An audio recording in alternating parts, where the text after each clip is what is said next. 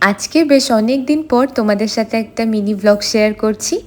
আজকে যেহেতু মনসা পুজো আর আমাদের বাড়িতেও পুজো হয়, সকাল সকাল 5টার সময় উঠে সমস্ত জোগাড়যন্ত্র করেছি আর সেইগুলোর ভিডিওই ছোট ছোট করে ক্যাপচার করেছি আর তোমাদের সাথে সেগুলোই শেয়ার করছি।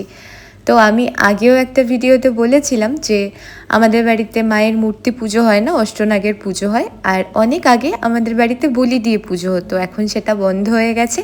এভাবেই আমরা নর্মালি পুজো দিই। কিন্তু তোমরা যারা আমাকে পার্সোনালি চেনো তারা সবাই জানো যে আমি পুজোর কাজ করতে কতটা ভালোবাসি।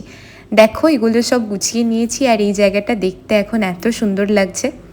ঠাকুরমশাই আসার পরে, পুজো দেওয়ার পরেও জায়গাটা আলাদা রকম সুন্দর লাগছিল। এই যে এখন আমার মায়ের পুজো হয়ে গেছে। তো তোমরা জানিও তোমাদের বাড়িতে কে কেমনভাবে পুজো দিলে।